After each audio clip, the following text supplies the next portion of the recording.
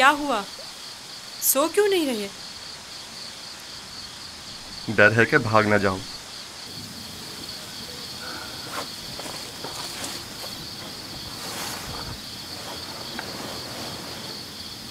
तुम कौन हो? आखिर तुम क्या हो? इस सवाल का जवाब मैं पहले दे चुका हूँ।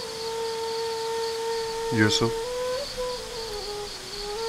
तुम्हारे खुदा के मुकाबले में मेरे खुदा मजबूर और लाचार हैं।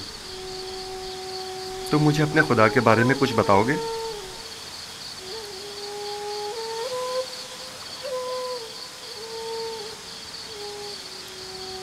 तुम्हारा खुदा हाजिर और नाजिर है, हर जगह उसकी रसाई मुमकिन है। मैंने देखा है कि तुम आसानी से उसके साथ राब्ता बरकरार कर लेते हो। वो भी तुम्हारी आवाज को सुनता है और तुम्हारी दुआ कबूल करता है। मुझे यकीन है कि तुम दीगर इंसानों से मुख्तलिफ हो। तुम में ऐसी गैर मरी ताकत है कि जब जो चाहो कर गुजरते हो।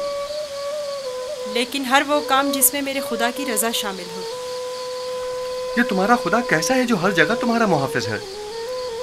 आपने बखूबी उसके औसाफ बयान किए हैं। मैं चाहता हूं कि उस पर ईमान ले आऊं।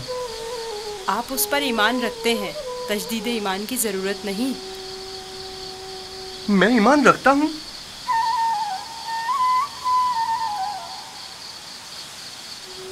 आपने मेरे खुदा को हाजिर और नाजिर जाना, उसे हर काम पर कादिर समझा। वो खुदा आपके ख्याल में हर पुकार और दुआ का सुनने वाला है। आपने अपने खुदाओं को ज़ईफ़ व नातवा कहा। यही ऐन ईमान है। यानी तो क्या मैं इस वक्त तुम्हारी तरह यकता परस्त हूँ? आप तो उसी वक्त यकता परस्त हो गए जब कतमीर के हाथ को शिफा मिली। मैं आपके किए गए सवालों से ही समझ गया था। आखिर तुम कौन हो? क्यों नहीं बताते?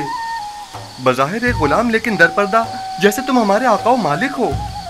तुम्हें खुदा यकता का वास्ता बताओ। कसम ना दे कि मुझे बताने की इजाज़त नहीं है।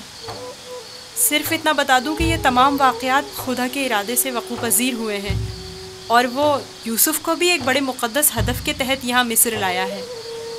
कौन सा हदफ? कम से कम यही बता दो। नहीं जानता, आइंदा मालूम हो जाएगा। मैं मालिक को तुम्हें फरोख्त नहीं करने दूंगा। मैं उसे रोकूंगा। वो तमाम चीज़ों से बाखबर है। अगर वो मुझे गुलाम देखना पसंद करता है तो मैं भी राज़ी हूँ।